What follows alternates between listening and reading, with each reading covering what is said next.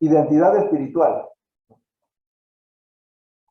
Hoy en día que está tan de moda, por ejemplo,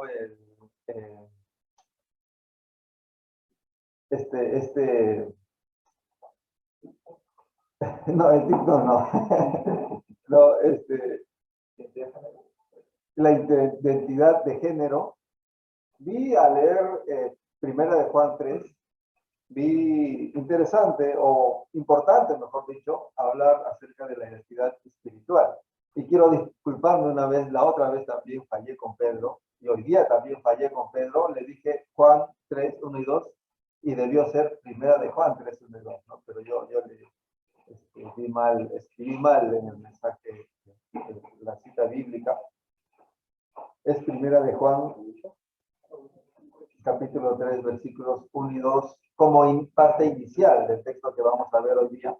Aunque hablando de Nicodemo, ¿no? Que el texto que leyó Pedro, en este texto de Juan capítulo 3, el Señor le dice algo que es importante, y es que Nicodemo, aunque sepa acerca de la Biblia, sepa de su religión, no era eso suficiente, porque es necesario nacer, ¿no? En espíritu, ¿no? Y en verdad, ¿no? Eso le dice el Señor Jesús, es necesario nacer de nuevo y nacer en espíritu y en verdad, ¿no? Y esto realmente de la identidad espiritual tiene que ver con eso directamente, con nacer, la experiencia de haber nacido de nuevo.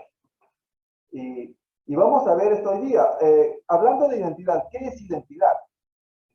Podríamos, de repente, algunos de ustedes, de repente, creo que yo, la mayoría, podría decirme exactamente con sus propias palabras, claro, pero ¿qué entendemos de identidad o qué es identidad, no?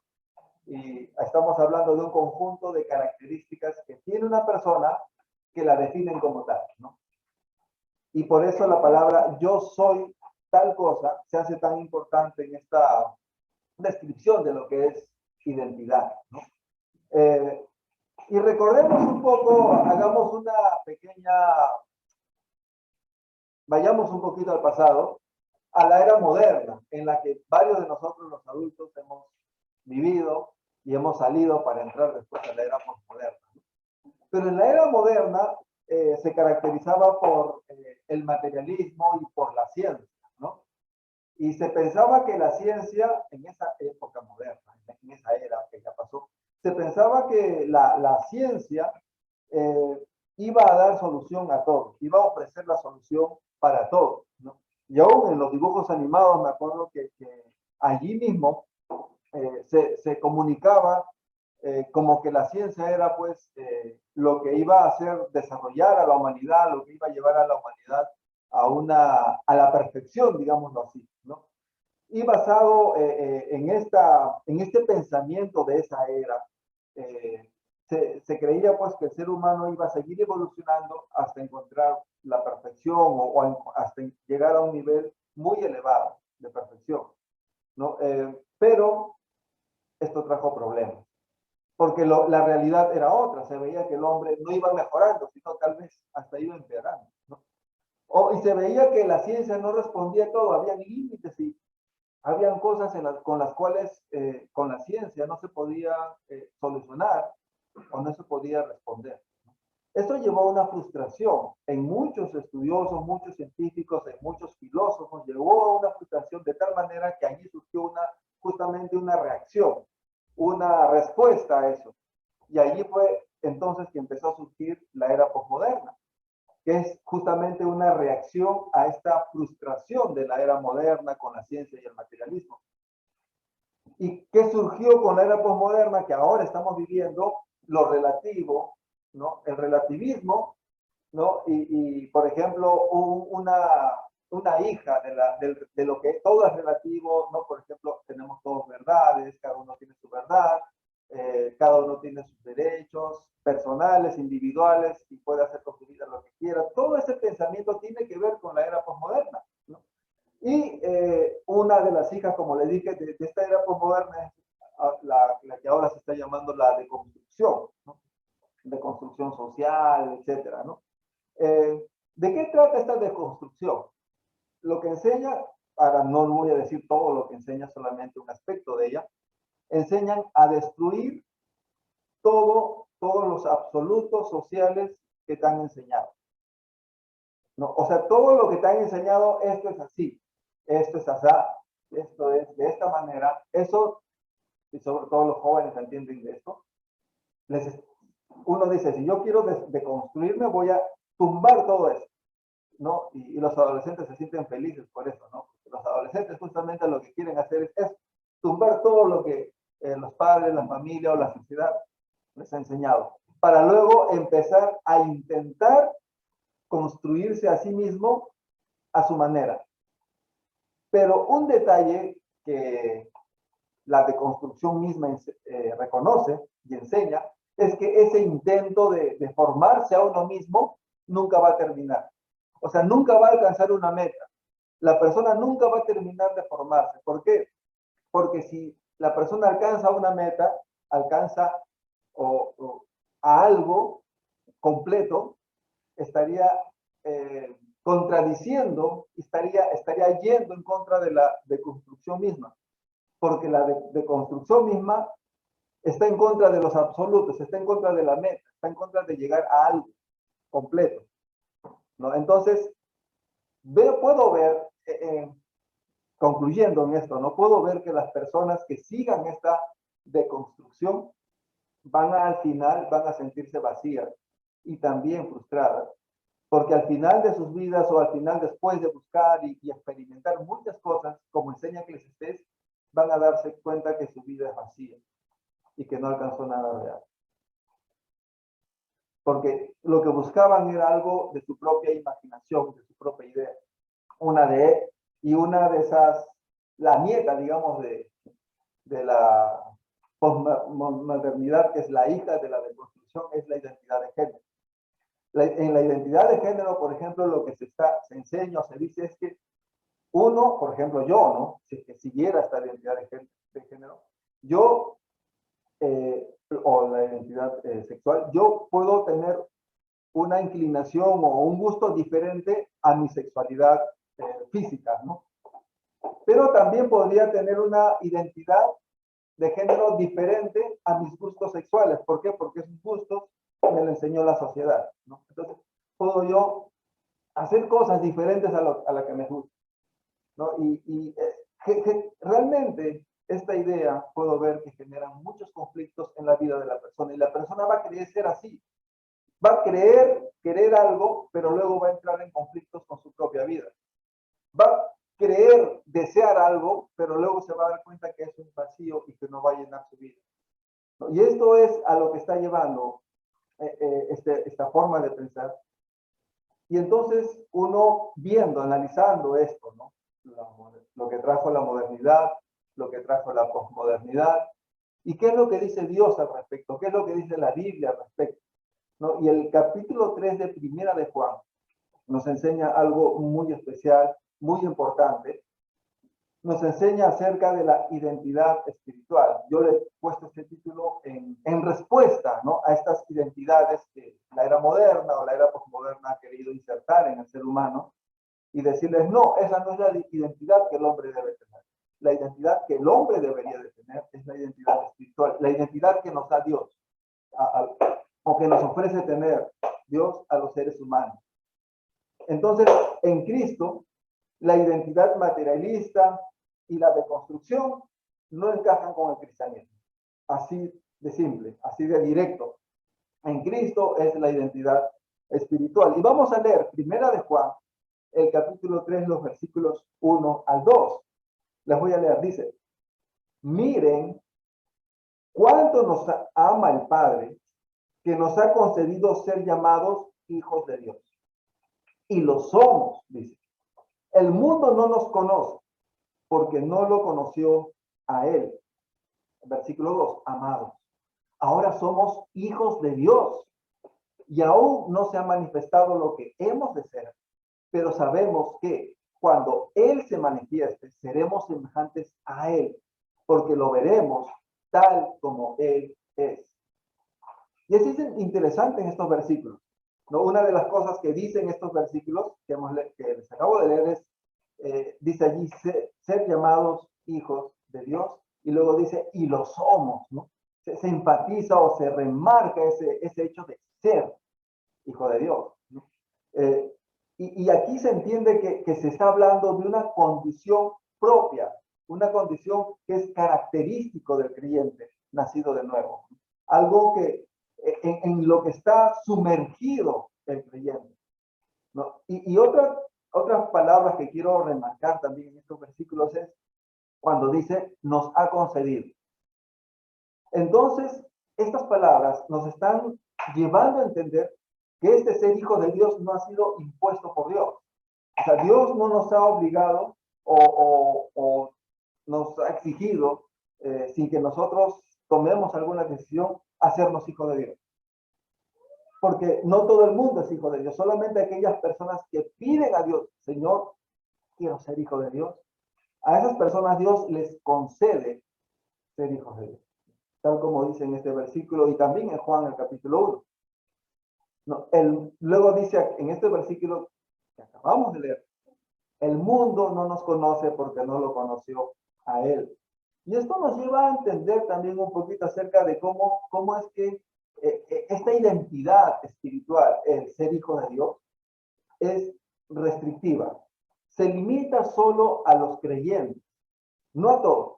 Los creyentes son aquellos que reciben y que creen en Jesús, ¿no? Que reciben a Jesús en sus vidas y que creen en Jesús, creen en que Él es el Señor, creen que Él es el Salvador y deciden someterse a ese señorío, a ese gobierno de Dios para vivir bajo el estilo de Cristo Jesús, bajo el estilo que Cristo quiere que vivamos y no bajo nuestro estilo, ¿no? Y estas personas que tomaron este paso para sus vidas y en sus vidas son aquellas que son hijas de Dios.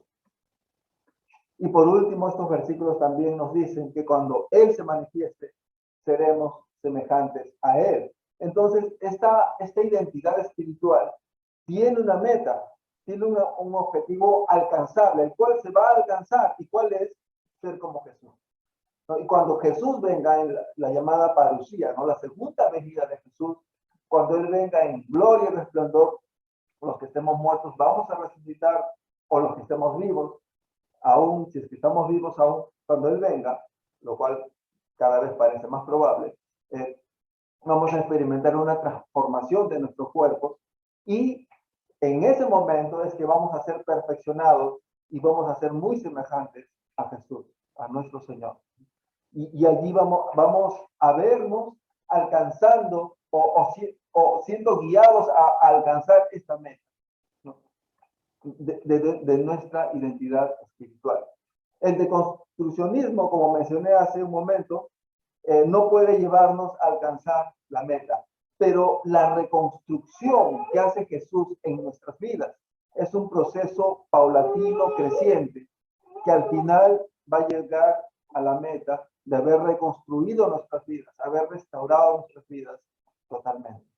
Y eso es lo que hace el Señor, y nos dice el Señor en estos dos versículos, pero los demás versículos de este capítulo también nos hablan de cosas muy importantes, interesantes. Y podemos ver dos aspectos muy importantes dentro de nuestra identidad espiritual. Lo primero que vemos en el capítulo 3, acerca de nuestra identidad espiritual como hijos de Dios, es que al darnos la identidad espiritual, Dios destruye todo lo malo. Hace un momento mencioné que la deconstrucción, un paso dentro de la deconstrucción que enseña, ¿no? Es que uno tiene que destruir todos los absolutos. En ese puntito, no en la práctica, sino como inicio, como principio, yo creo que la deconstrucción se copió del cristianismo, de la identidad espiritual, porque en la reconstrucción que Dios hace con nosotros, dándonos esta identidad, para darnos esta identidad espiritual, Dios también actúa destruyendo algunos absolutos en nuestras vidas. Dios, en primer lugar, por ejemplo, nos muestra lo que verdaderamente debe ser destruido en nuestras vidas, a diferencia de la deconstrucción, que esto es a criterio personal, cada uno decide. Pero en este caso, Dios, el creador, quien te diseñó, quien diseñó tu vida, quien creó todo el universo, quien lo sabe todo, quien lo conoce todo y quien distingue perfectamente qué es bueno de lo que es malo, Él te muestra lo que debe ser destruido en tu vida. Dios nos enseñó a identificarlo. Sabemos claramente lo que es pecado y lo identificamos. Y pecado es hacer lo que Dios no quiere que hagas. Y pecado también es no hacer lo que Dios sí quiere que hagas. En el versículo 4 hay una referencia a esto. Todo aquel, dice en el versículo 4 de primera de Juan 3, todo aquel que comete pecado, quebranta también la ley. Pues el pecado es quebrantamiento de la ley. Y justamente lo que Dios quiere que se haga, eso es la ley. Y lo que Dios no quiere que se haga, eso también está dentro de la ley de Dios. La identidad espiritual se desarrolla entonces bajo la dirección de Dios, bajo la dirección de aquel que te creó, bajo la dirección de aquel que sabe mejor que nadie cómo funciona tu vida y hacia dónde debe ir tu vida. Pero en estos versículos, en este capítulo 13, dice mucho más acerca de esta destrucción del pecado en nuestras vidas, de esta destrucción de lo que nos destruye y nos hace daño en nuestras vidas. Se nos dice también que Jesús es quien se encarga de destruir todo lo malo. Él se encarga de destruir el pecado. Dice en el versículo 5, y ustedes saben que Él apareció para quitar nuestros pecados y en Él no hay pecado. Y esto también es muy importante porque hay cosas malas en nuestras vidas que nosotros vamos a querer destruir, quitar, dejar, apartarnos de ellos. Pero hemos visto ya, ¿no?, con esta realidad del pecado, con esta verdad, ¿no?, mala acerca del pecado, que uno mismo no puede destruir el pecado, no puede dejar el pecado, sino que necesitamos del Todopoderoso para dejarlo, ¿no? Entonces, en este proceso de desarrollar, de crecer en nuestra identidad espiritual, Cristo, Jesús es quien se encarga, ¿no? Toda la corrupción, toda la violencia, toda aquella discriminación, todos nuestros malos pensamientos, enseñada por la sociedad, enseñada por la familia de repente, enseñada en el colegio de repente, todo aquello malo que ha querido moldearnos de alguna manera, que ha querido formarnos, que ha querido hacernos creer que somos así de malos, que somos así de inclinados hacia esto que está mal. Jesús se encarga de destruir.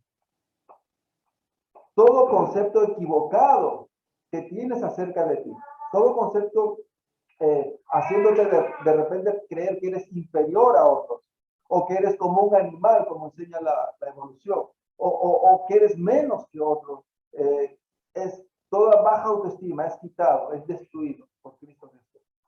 Dios destruye todo lo malo que fue introducido en nuestra persona. Pero aún continúa describiéndose cómo es que Dios nos da esta identidad espiritual. En el versículo 6 aprendemos que estamos unidos a Jesús. Y unidos a Jesús es que podemos mantenernos lejos de lo malo. Porque otra pregunta que nos hacemos, está bien, ya decido dejar de pecar. Dios actúa en mí, rompiendo el pecado que ha habido en mí, la influencia, la formación de ese pecado en mi vida, pero ¿y mañana qué va a pasar? ¿No? Temo volver a lo mismo, ¿no? En Cristo Jesús, dependiendo de Él y manteniéndonos unidos a Él, podremos a la vez mantenernos alejados del pecado. Ser como Jesús nos aleja del pecado.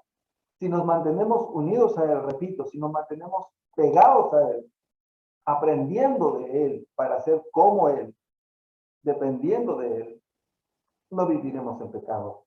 En el versículo 6 dice, todo aquel que permanece en Él, no peca. Todo aquel que peca, no lo ha visto, ni lo ha conocido.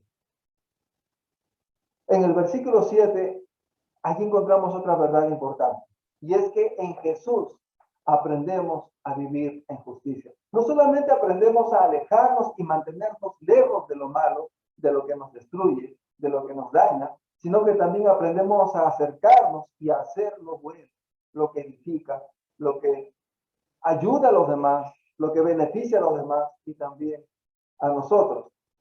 Porque en Jesús aprendemos lo que es la justicia. Aprendemos a distinguir claramente lo bueno de lo malo. Ya no bajo nuestro criterio personal, nuestra imaginación, sino bajo lo que dice lo real, lo concreto, designado, dictaminado por Dios, el Creador. Dice en el versículo 7, hijitos, que nadie los engañe.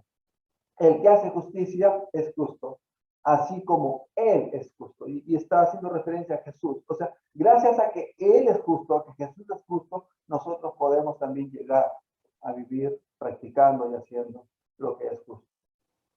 Dios repara nuestro ser totalmente. Esa es la conclusión a la que nos lleva toda esta descripción que hace Dios al destruir lo que es malo, lo cual es el pecado. De tal manera que nosotros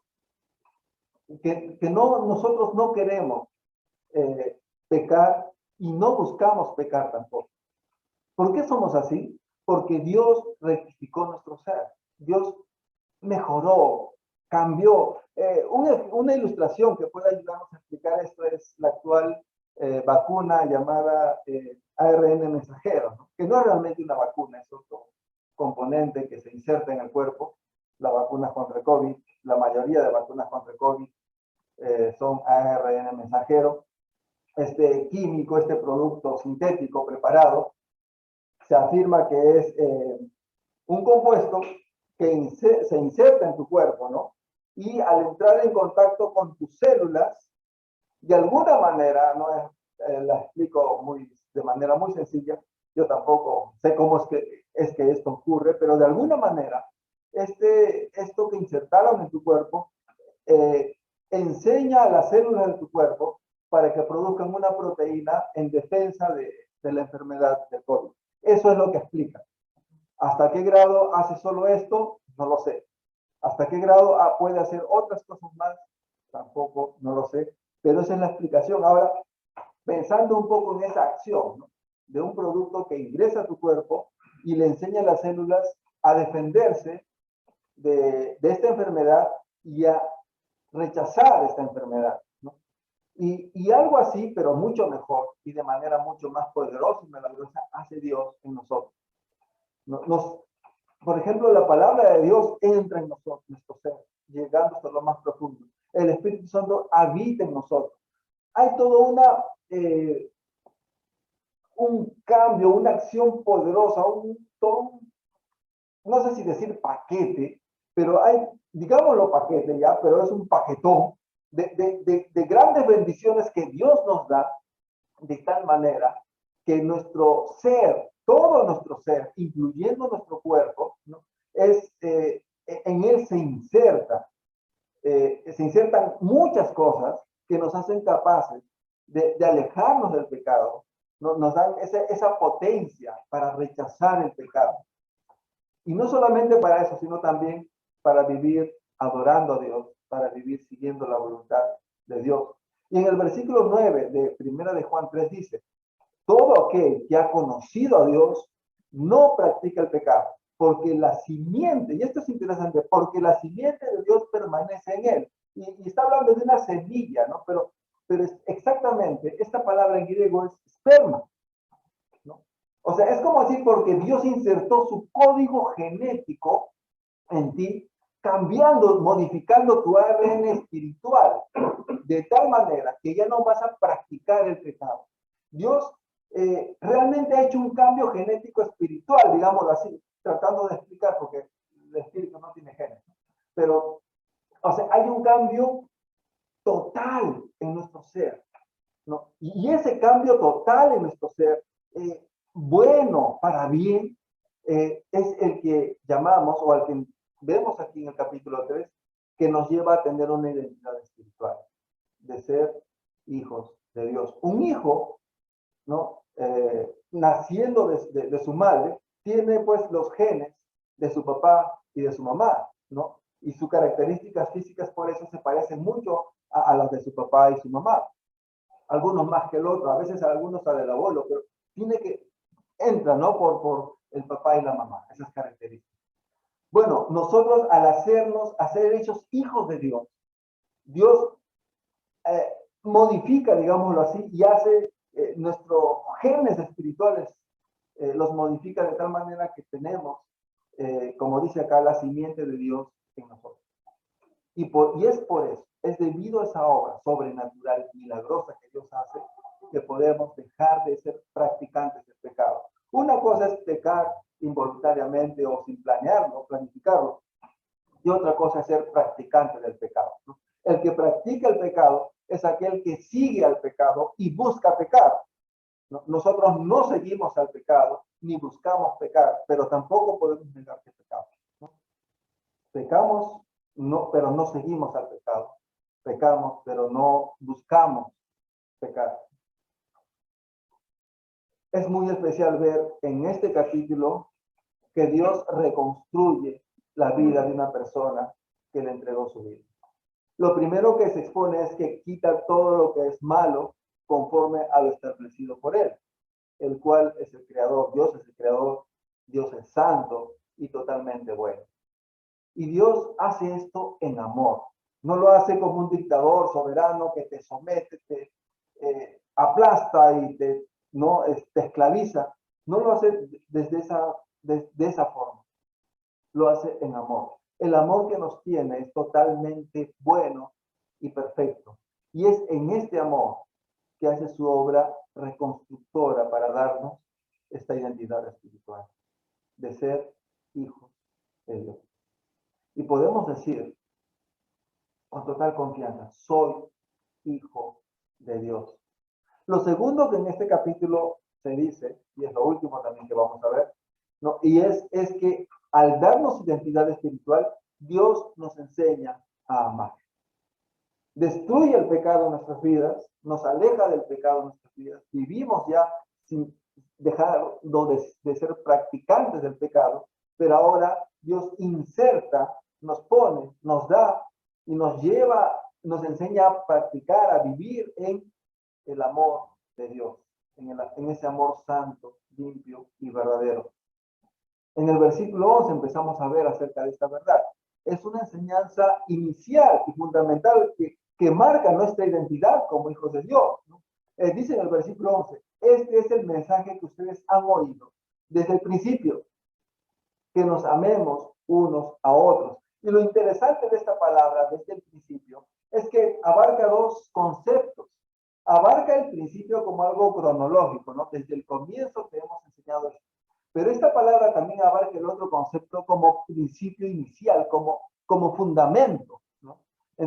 Y entonces debemos entenderlo así, o sea, el cristiano es enseñado desde un inicio acerca de lo que es el amor de Dios y cómo amar también al prójimo en este amor que conoce de Dios, pero a la vez es enseñado que ese amor es el fundamento de su vida, ¿no?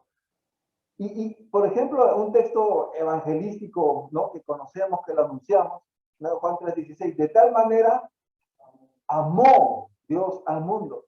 Y allí ya, ni bien uno empieza a escuchar acerca de Dios, del Evangelio, lo primero que resalta en este mensaje del Evangelio es el amor de Dios para salvación. Y luego cuando uno responde a esta invitación del Evangelio, uno responde también quebrado, quebrantado, pero no por miedo, no por ser acusado, no por ser perseguido, sino quebrantado por el tremendo amor que uno reconoce de Dios.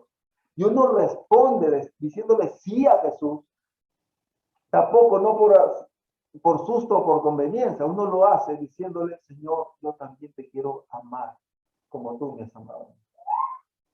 Y por eso dice acá, este es el principio, este es el fundamento, es lo primero que aprende acerca de ese amor de Dios.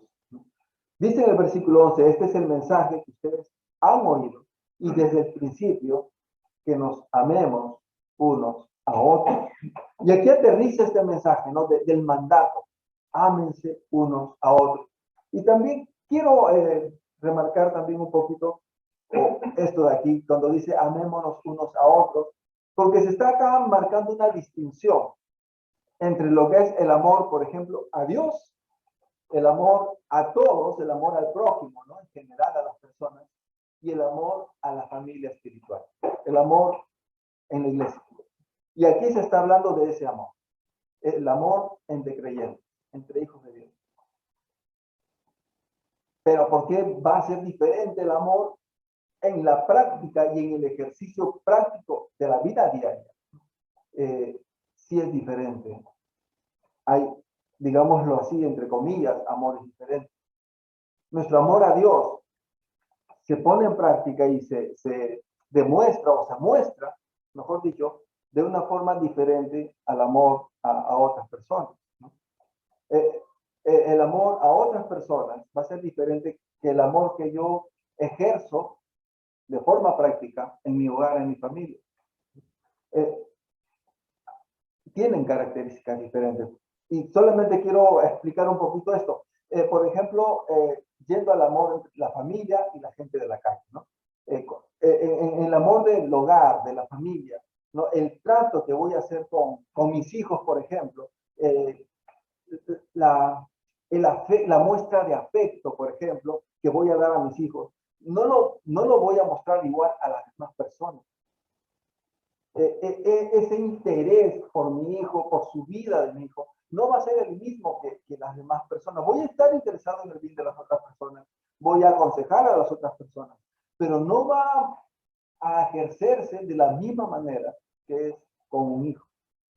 Y de esa, así mismo, el amor entre los hermanos tiene características diferentes al amor, con el amor al prójimo en general. ¿Por qué? Porque tenemos el Espíritu Santo, somos hijos de Dios. Entonces, yo puedo ofrecer, por ejemplo, como cristiano, puedo ofrecer mi consejo a cualquier persona, puedo ofrecer mi ayuda a cualquier persona y de esta manera poner en práctica este amor que siento por el prójimo, ¿no? Pero es que esta persona que no conoce a Cristo, voy a escuchar sus consejos, pero voy a no, distinguir algo allí, que el consejo que me dé no está siendo bajo la dirección de Dios, no está siendo bajo los principios bíblicos, sino lo estará dando con las mejores intenciones, pero lo estará dando bajo su criterio, bajo su experiencia nada más, no bajo la dirección de Dios. Y esa es la diferencia de la puesta en práctica de este amor que marca algo especial entre los hijos de Dios. Que yo cuando escuche el consejo de un hijo de Dios, lo haré en base a la palabra de Dios. Lo haré en base a una sabiduría que no viene de la carne, sino que viene de lo alto. Entonces, y solamente este es un ejemplo para mostrar cómo es diferente el amor entre los hijos de Dios, entre creyentes. Un amor puro, un amor limpio que se aprende de Dios. En el versículo 14 también se nos habla acerca del amor de Dios, que es la evidencia de tener la vida eterna. Este amor entre hermanos, evidencia. Voy a leer el versículo 14. Dice, en esto sabemos que hemos pasado de muerte a la vida, en que amamos a los hermanos. El que no ama a su hermano permanece en la muerte. Y es interesante cómo es que se relaciona o se dice la evidencia visible, ¿no? Lo que se puede ver, ¿no? de la nueva vida que tienes en Cristo Jesús, es ese interés por tu hermano en Cristo Jesús, de la iglesia, el que tú conoces, la que tú conoces. Eso es lo que evidencia el que tienes una nueva vida en Cristo. Ese acercamiento, ese interés para ver cómo está, cómo le va en su vida, el aconsejarse, el animarle, de repente llamarle la atención cuando se deba.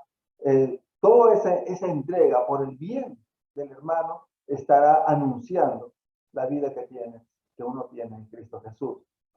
El versículo 16 nos dice algo más, que nos dice que sabemos lo que es verdaderamente el amor. Nosotros podemos conocer lo que es verdaderamente el amor. Dice en el versículo 16, en esto hemos conocido el amor, en que Él dio su vida por nosotros.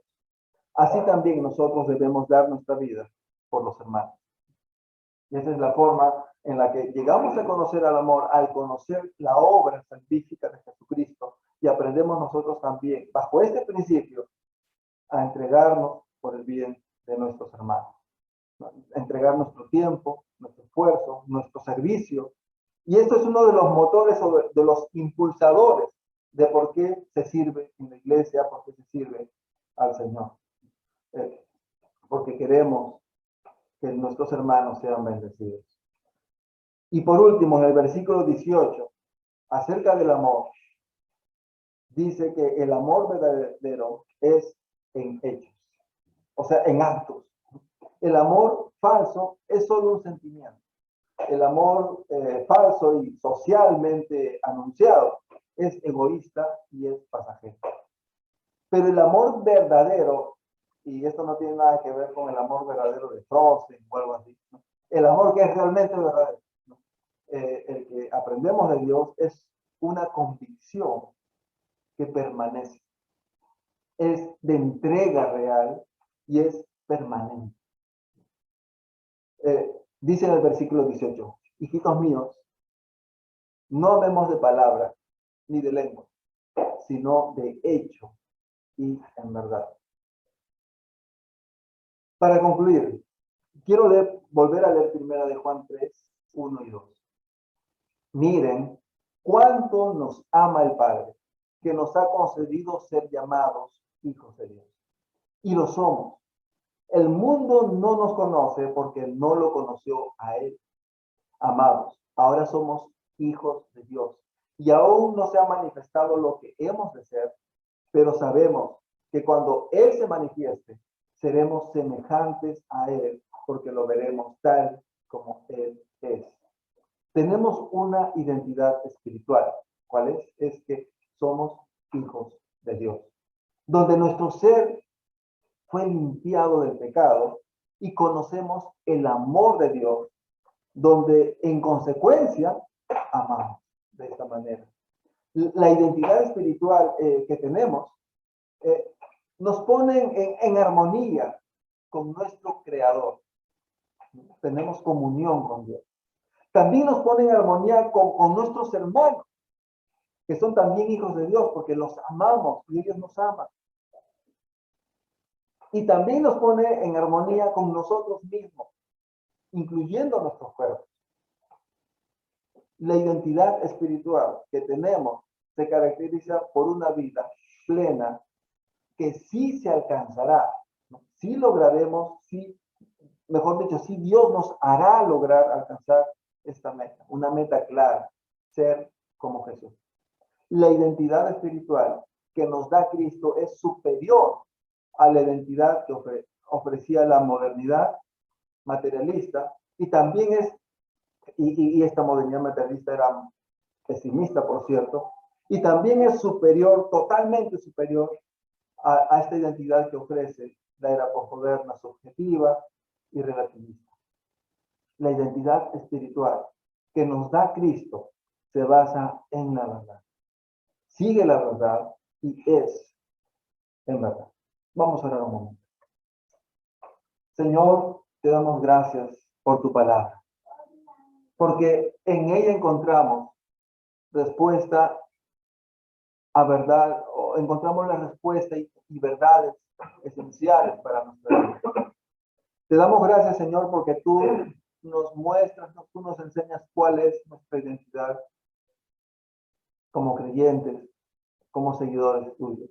Y es que somos hijos de Dios. Cuando alguien nos pregunte, cuando alguien hable acerca de la identidad o de qué somos nosotros, lo primero que va a surgir, lo que va a surgir, la respuesta que vamos a decir es, yo soy hijo de Dios. Él ha actuado totalmente, integralmente en mi vida, modificándola, restaurándola, reconstruyéndola y con un plan claro, con una meta clara en mi vida, que Dios me va a hacer alcanzar, ser como Jesús. Y gracias, Señor, porque podemos entender y reconocer con claridad. No estamos viajando a la deriva, nuestras vidas no están a la deriva. Nuestras vidas tienen un sentido claro, un propósito claro. Gracias, Señor. En el nombre de Cristo Jesús. Amén.